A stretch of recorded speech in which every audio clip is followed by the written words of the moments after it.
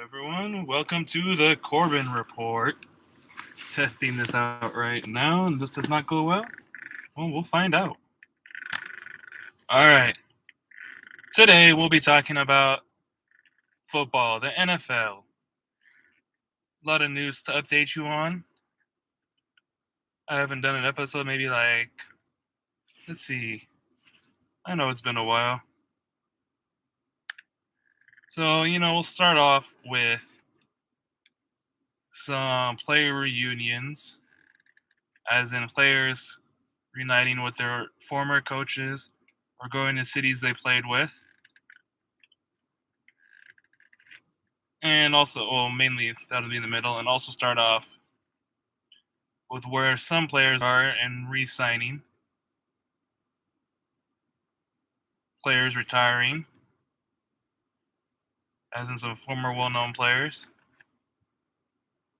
And then what I think about some moves from the Jaguars and Lions and even Chargers. Oh, and let's not forget the Texans as well, and the Jets. Some interesting thoughts I got for you guys there. Of course, as you know, just want to clarify. Some of this research is from articles from NFL.com. Of course, I have my words, and then I have where I got the information from. So it's a mix-up. All right, so let's start off with the Denver Broncos. They have two running backs. They brought back veteran Melvin Gordon to pair with Javonte Williams. This is according to NFL.com. If I'm not mistaken, Williams did good towards the end of the year, bruising his way through the gaps of the opposing defenses and starting to make a name for himself. Broncos offensive coordinator compared Gordon and Williams to that of Packers running backs Aaron Jones and A.J. Dillon. So stats on article say they rushed for the same amount of times. Melvin Gordon had 15 more yards and twice as many touchdowns. This is according to OurLives.com.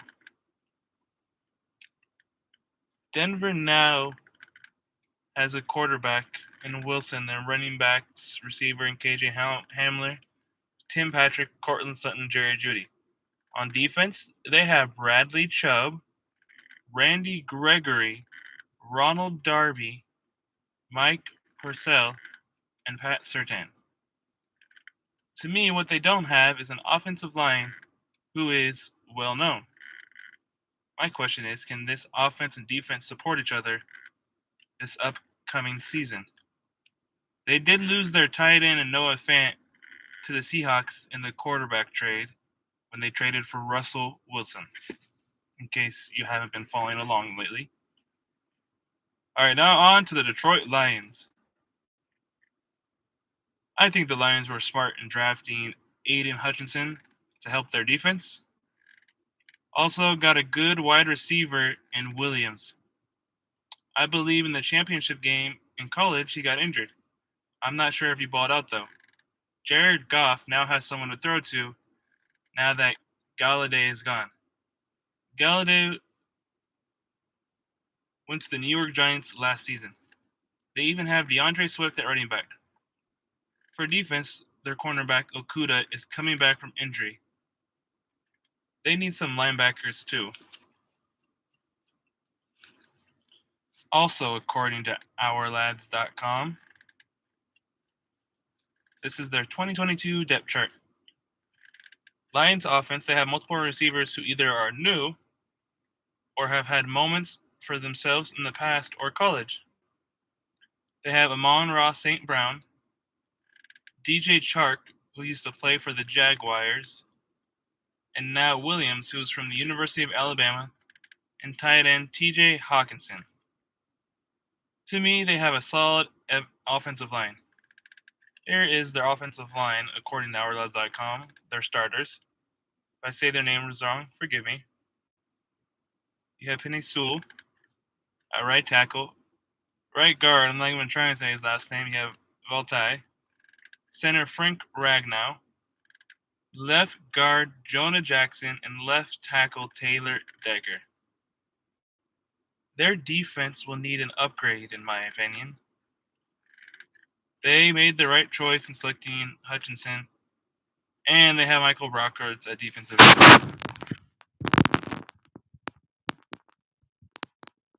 On to another interesting move. The Baltimore Ravens had a for after the draft. They traded Marquise Brown, otherwise known as Hollywood Brown, to the Arizona Cardinals. That is not good for the Ravens. To me, it is smart for Arizona now that Hopkins is suspended. If Hopkins wasn't suspended, they would have had two number one receivers. Now they have one for 6 weeks. The only concern for Cardinals is their defense. Brown brings a deep threat. Last season, he had 91 catches for 1,000.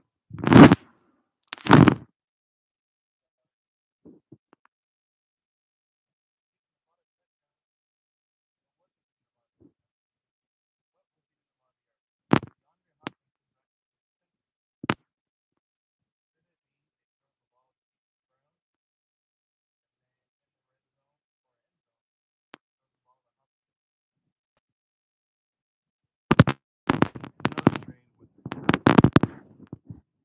quite interesting, if I say so myself. A.J. Brown from the Tennessee Titans to the Philadelphia Eagles. Definitely won this trade, of course, as well,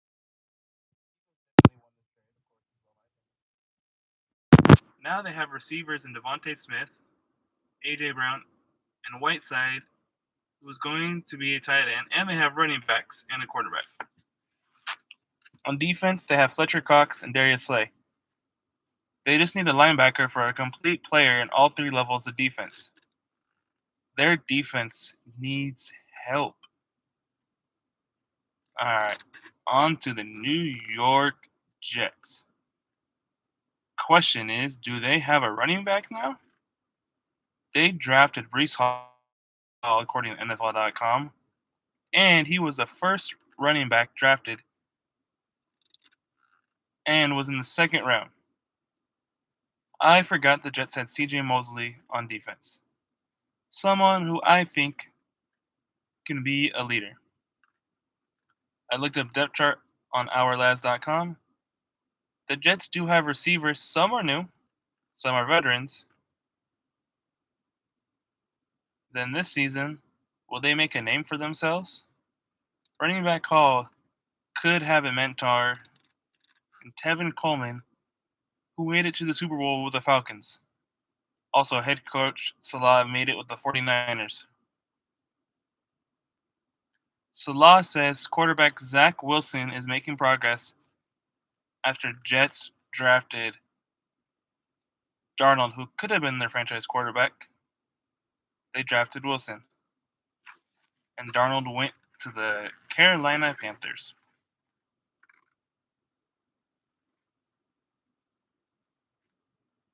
Also, if I'm not mistaken, when I was looking at our lads, I believe the Jets have Joe Flacco as the backup quarterback, someone who has won a Super Bowl.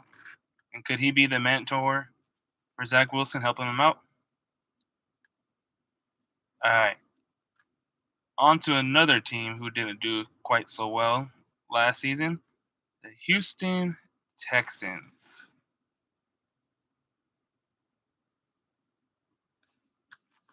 All right, I don't think I knew Lovie Smith was the Texans head coach. The Texans were one of the worst teams in the league this past season. Can Lovie Smith help turn around the Houston Texans? It's been 1 year since they lost Hopkins to Arizona, and Deshaun Watson did not play. Let me remind you, Smith took the Chicago Bears to the Super Bowl and lost to the Indianapolis Colts. The good thing about having a quarterback who played the last season and is also staying with the team is consistency and the ability to grow. I don't know if I should add this in there, but also the chemistry with the players that were there that are staying. The Texans lost Watson since he didn't play, and Mills became the starter before Smith became the head coach.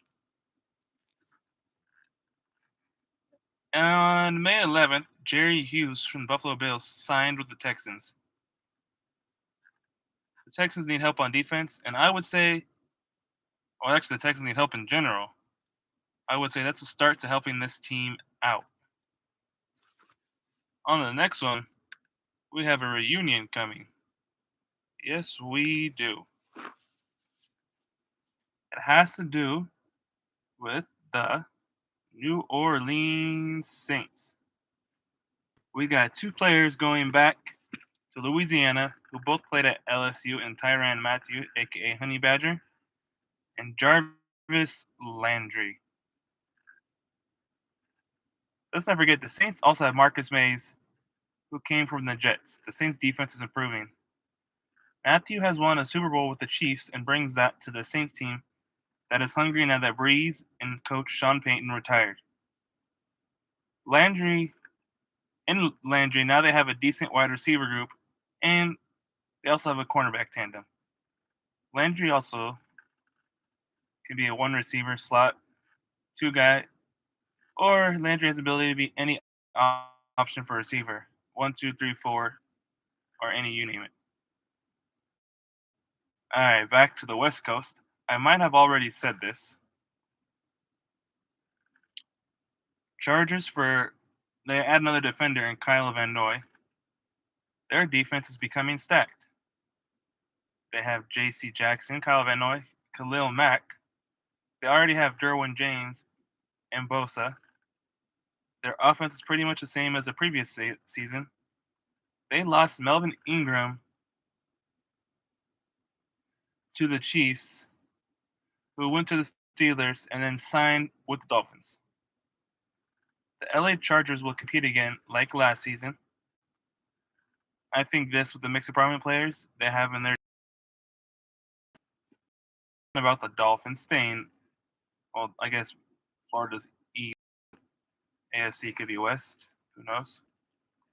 Running back Sony Michel signs with the Miami Dolphins. He returns back to the AFC in the AFC East, this time for a rival team after winning the championship with the Rams. And according to Yahoo Sports, he won 2 Super Bowls, one just mentioned, and the first with the Patriots. This little nugget I just wanted to mention. Melvin Ingram also, as said, signs with the Dolphins. He has been bouncing around the last few seasons. The last 2 teams he has been on have made the playoffs. Will the Dolphins make that jump now? And they do have Tyreek Hill at receiver. The only concern I have is they don't have their coach in Brian Flores, who they should have kept. Miami now has players who have been to the Super Bowl and won.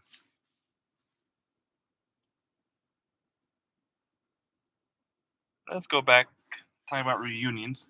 We have quarterback Jarrett Stidham, who is going to reunited with Josh McDaniels in Las Vegas. Stidham is going to be the backup quarterback to Derek Carr, according to OurLads.com. Let's not forget the Las Vegas Raiders have Devontae Adams, receiver Hunter Renfrow, and tight end Darren. I think I mentioned in the previous episode. They have defensive player Chandler Jones along with Jonathan Abram and cornerback Brock Yassin. If you don't remember, the Raiders beat the Chargers in the last game of the season to make the playoffs. Las Vegas lost in the first round. Is Adams signing one of the moves they needed to take the next step to advance in the playoffs? Last season, Devontae Adams 23 receptions for 1,553 yards and 11 touchdowns. All right. I didn't write this, but I didn't know Doug Peterson was the Jaguars' new head coach. I wrote that part. I don't know if I mentioned that or not. To me, that would explain the moves the Jackson Jaguars have made, the smart and not smart moves. In my opinion, I don't think it was wise who they drafted at number 1. They do and did need a defensive player. I think they should have signed Hutchinson. Also, according to NFL.com, just a little interesting take, Jaguars running back Travis Etienne. If he could be like Debo Samuel, he would love that.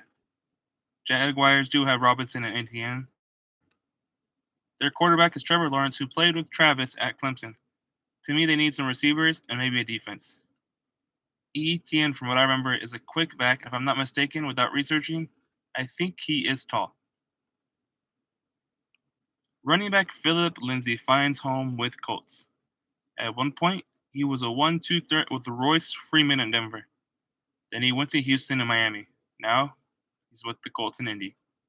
Thinking about it now, I think this is good because he can use his quick speed to help out as the 1 or 2 back alongside new Indy quarterback Matt Ryan. It could even be the third back. The Colts do have Jonathan Taylor, who became the starter his rookie season, I think. They also have Nyheim Hines as well. All right, for this, I'm going to keep it short. The Philadelphia Eagles signed James Bradbury. I'm not sure about this signing. That's all I got. Wide receiver Sammy Watkins signs with Packers. I think this is good for both Watkins and the Packers, especially after Devontae Adams went to the Raiders. Watkins can become the option one receiver or be a second option. Here's another reunion. Browns Clowney. I don't remember. They both played for the Texans. Clowney resigns with the Browns. Their defense is the same as the previous season. And here's another reunion. Quarterback Nick Foles goes to the Indianapolis Colts. He will be the backup to Matt Ryan. According to NFL.com, he reunites with Frank Reich. Both have been to the Super Bowl and won. I don't know if Reich won, but I know Foles won. Maybe them with the Colts will help Matt Ryan and Indy go to the Super Bowl and win. Here are 3 people who retired this year. Center from the 49ers, Alex Mack, Ryan Fitzpatrick, and Rob Gronkowski. Fitz and Gronk, people, persons. And Alex had a decent career. I believe he played with the Seahawks and the Saints, if not mistaken.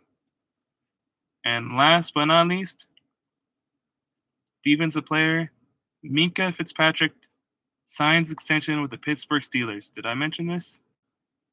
This helps the Pittsburgh Steelers secure a leader on the Steelers team.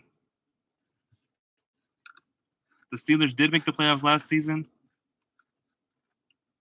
They lost Juju Smith to the Chiefs, as mentioned in another episode. They do have some decent receivers in Claypool. They have their tight end. They have Najee Harris, tight end Freiermuth. And similar defense. All we need to wait for is see who will be their quarterback this season. It's going to be a fight. We'll see how that goes. Stay tuned for the next episode. We'll be talking about basketball, big trades, updates, what I think. Feel free to comment if you have any questions. You can follow me on Instagram, Twitter, even Facebook. If you'd like to ask me questions, feel free to ask me on the Anchor app. See if I can answer them. All right, stay tuned for the next episode of The Corbin Report.